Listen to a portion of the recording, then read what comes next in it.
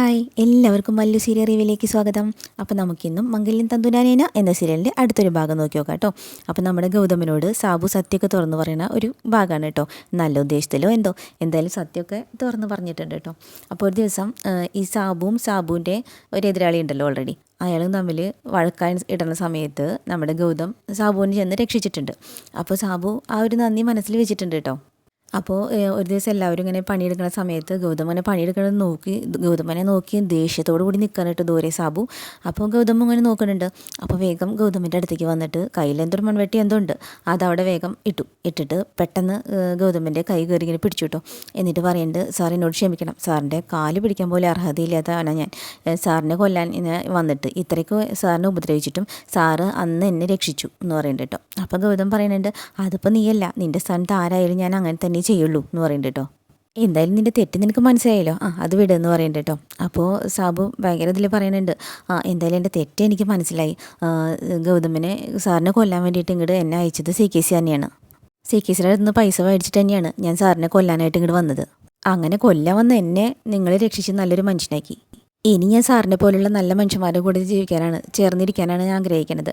സാറിന് എന്ത് സഹായം വേണമെങ്കിൽ പറഞ്ഞോളൂ എന്ന് പറയുന്നുണ്ട് കേട്ടോ. സാറിന് ഇപ്പോൾ എന്താ അറിയേണ്ടത്, ആ പവിത്ര ആരാന്നറിയണം, അത്രയല്ലേ ഉള്ളൂ. പെട്ടെന്ന് വിശ്വസിക്കാനാവാത്ത മട്ടിൽ ഗൗതം അങ്ങനെ സാബുവിനെ നോക്കി നിൽക്കണം കേട്ടോ. അപ്പോൾ സാബു പറയുന്നുണ്ട്, പവിത്രനെ എന്നെ പോലെ തന്നെ CKCയിൽ നിന്ന് പൈസ മേടിച്ചിട്ട് എന്നെ പോലുള്ള ജോലികൾ ചെയ്യണ ഒരാൾ തന്നെയാണ്. അവൻ തന്നെയാണ് CKCയുടെ നിന്ന് കാശ് വാങ്ങിയിട്ട് പ്രണവിനെ കടത്തിക്കൊണ്ട് പോയിരിക്കണത്. അപ്പോൾ ഗൗതം ചോദിക്കുന്നുണ്ട് കേട്ടോ, അപ്പോൾ ഈ പവിത്രൻ എവിടെ താമസിക്കണ, എവിടെയാണ് പ്രണവിനെ കൊണ്ടിട്ടിക്കണമെന്ന് അറിയുമോ എന്ന് ചോദിക്കുന്നുണ്ട് കേട്ടോ.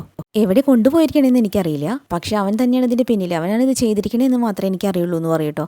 അപ്പോൾ പറയുന്നുണ്ട്, നമ്മുടെ ഗൗതം പറയേണ്ടത്, നിൻ്റെ വാക്ക് നീ പറയണത് അനുസരിച്ചിരിക്കും എനിക്കും പ്രണവിനും ഉള്ള രക്ഷ, അതുകൊണ്ട് സത്യം പറയും. അപ്പോൾ ഒന്ന് ആലോചിച്ച് നോക്ക്, ആ സ്ഥലം എവിടെയാണെന്ന് പറയുന്നുണ്ട് കേട്ടോ. അപ്പോൾ സാബു പറയേണ്ടത്, ഇല്ല സാർ, അതെനിക്കറിയില്ല, പക്ഷേ ഈ പവിത്രനെ പിടിച്ചു കഴിഞ്ഞാൽ നിങ്ങളുടെ പ്രശ്നങ്ങൾക്കൊക്കെ ഒരു സൊല്യൂഷൻ ആവുമല്ലോ, പക്ഷേ അവനെ എങ്ങനെ പിടിക്കും, അവൻ എവിടെയുള്ളതെന്ന് അറിയില്ലല്ലോ എന്ന് പറയുന്നുണ്ട് കേട്ടോ. അപ്പോൾ പറയുന്നുണ്ട്, നമ്മുടെ സാബു പവിത്രൻ്റെ അഡ്രസ്സ് പറഞ്ഞു കൊടുക്കുന്നുണ്ട്, അവൻ്റെ വീട് എനിക്ക് കറക്റ്റ് അറിയാമെന്ന് പറഞ്ഞിട്ട് കറക്റ്റ് അഡ്രസ്സ് പറഞ്ഞു കൊടുക്കുകയാണ് കേട്ടോ. അപ്പോൾ ഗൗതമിന് സന്തോഷമായിട്ടോ. അപ്പോൾ ഗൗതം പറയുന്നുണ്ട് നമ്മുടെ സാബുവിൻ്റെ അടുത്ത്, നീ ചെയ്തത് വളരെ വലിയൊരു ഉപകാരമാണെന്ന് പറയുമ്പോൾ സാബു പറയുന്നുണ്ട്, അതിലും വലിയ ഉപകാരമല്ലേ സാർ എനിക്ക് ചെയ്തത്, സാറല്ലേ എൻ്റെ ജീവൻ രക്ഷിച്ചത്.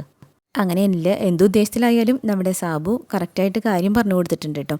അപ്പം തന്നെ ഗൗതമിന് അനുകൂലമായിട്ടുള്ള ഒരു വാർഡൻ ഉണ്ടല്ലോ, അദ്ദേഹത്തിൻ്റെ അടുത്ത് പോയിട്ട് പറയുന്നുണ്ട്, എനിക്കിങ്ങനെ ഒരു സംഭവം അറിഞ്ഞു, ഇത് എത്രയും പെട്ടെന്ന് എനിക്ക് നിധീനെ അറിയിക്കണം, സാറ് വിചാരിച്ചൊരു ഫോൺ കിട്ടുമെന്ന് ചോദിക്കുന്നുണ്ട് കേട്ടോ. അപ്പോൾ അയ്യോ, ഫോൺ എനിക്ക് പോലും ഇവിടെ അലൗഡ് അല്ലല്ലോ ഗൗതം എന്ന് പറയുന്നുണ്ട് കേട്ടോ, പക്ഷേ ഇത് എത്രയും പെട്ടെന്ന് എനിക്ക് അറിയിച്ചാൽ പറ്റൂ സാർ എന്ന് പറയുമ്പോൾ ആൾക്കും ഗൗതം എന്തൊക്കെ ഉപകാരം ചെയ്തു കൊടുത്തിട്ടുള്ളതാണല്ലോ.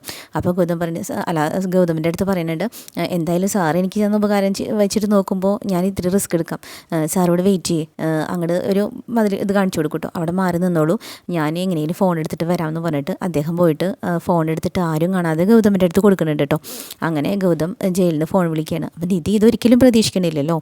അപ്പോൾ നിധി ധാരണാവോ എന്ന് വിചാരിച്ചിട്ട് ഫോൺ എടുക്കുമ്പോൾ ഗൗതമിൻ്റെ ശബ്ദം കേൾക്കുമ്പോൾ നിധി ഞെട്ടുകയാണ് കേട്ടോ. അപ്പോഴേക്കും പാറും ഓടി വരുന്നുണ്ട് നിധിയുടെ ബഹളം കേട്ടിട്ട്, വയതിന് ബസ്സോടെ ഇല്ലയെന്ന് തോന്നുന്നു. അപ്പോൾ സ്പീക്കറിലിടാൻ പറഞ്ഞിട്ടുണ്ട്. ഗൗതമ എന്ന് പറയുമ്പോൾ ഇതെങ്ങനെയെന്ന് വിചാരിച്ചിട്ട് ഭയങ്കര രണ്ടും എക്സൈറ്റ്മെൻറ്റിൽ നിൽക്കുകയാണ്. അത് കഴിഞ്ഞിട്ട് സ്പീക്കറിലിട്ട് സംസാരിക്കുന്നുണ്ട് ഗൗതമിൻ്റെ അടുത്ത്. അപ്പോൾ ഗൗതം ഇങ്ങനെ കിട്ടിയ വിവരങ്ങളൊക്കെ പറഞ്ഞു കൊടുക്കുന്നുണ്ട്, പവിത്രൻ്റെ വീട് കിട്ടിയ അഡ്രസ്സൊക്കെ പറഞ്ഞു കൊടുക്കുന്നുണ്ട് കേട്ടോ. എന്നിട്ട് ചോദിക്കുന്നുണ്ട് നിധിയുടെ അടുത്ത്, നീ ഇതെങ്ങനെ പോവും, അവരൊരു ഗുണ്ട ആൾക്കാരാണ്, അപ്പോൾ നിനക്ക് എന്തെങ്കിലും അപകടം പറ്റില്ല നിധി, അതുകൊണ്ട് നീ നിഖിലിനെയും കൂട്ടി പോകണമെന്ന് പറയുന്നുണ്ട് കേട്ടോ. അപ്പോൾ നിധി പറയേണ്ടത്, അതൊക്കെ ഞാൻ ഏറ്റു ഗൗതം, എത്രയും പെട്ടെന്ന് ഞാൻ അങ്ങോട്ട് പോകേണ്ട കാര്യം ഞാൻ എന്ന് പറയുന്നുണ്ട് കേട്ടോ ഗൗതമിൻ്റെ അടുത്ത്. അങ്ങനെ ഗൗതം ഫോൺ വെക്കുന്നു കേട്ടോ. അപ്പോൾ പാറു പറയുന്നുണ്ട്, വേഗം നിഖിലിനെ വിളിച്ച് പറ നിധി എന്ന് പറയുമ്പോൾ പറയുന്നുണ്ട്, സത്യത്തിൽ നിഖിൽ നാട്ടിലില്ല, അമ്മയും കൊണ്ട് വേറെ എവിടേക്കോ പോയിരിക്കുകയാണ്, അത് ഗൗതമിനോട് പറഞ്ഞു കഴിഞ്ഞാൽ ഗൗതം ആകെ ടെൻഷനാവും, നിധി തന്നെയല്ലേ പോണേ, അത് വിചാരിച്ചിട്ട്, അത് അമ്മ കുഴപ്പമില്ല അമ്മേ, വേറെ എന്തെങ്കിലും വഴി ഞാൻ കണ്ടോളാം, എങ്ങനെയായാലും ഞാൻ അവിടെ എത്തിക്കോളാം എന്ന് പറഞ്ഞിട്ട് നിധി പോകാൻ നിൽക്കുകയാണ് കേട്ടോ. അപ്പോൾ ഗൗതമാണെങ്കിൽ ആരും കാണാണ്ട് വേഗം ഫോൺ തിരിച്ചു കൊടുത്തിട്ടുണ്ട്. അപ്പോൾ എന്തായാലും നമ്മുടെ നിധി എന്തായാലും പവിത്രനെ കണ്ടുപിടിച്ചിരിക്കും. അപ്പോൾ ഓക്കെ, അടുത്തൊരു ഭാഗമായിട്ട് വീണ്ടും വരാം കേട്ടോ. അപ്പോൾ നമ്മുടെ ചാനൽ ഇഷ്ടപ്പെടുകയാണെങ്കിൽ ലൈക്ക് ചെയ്യാനും സബ് ചെയ്യാനും മറക്കല്ലേ.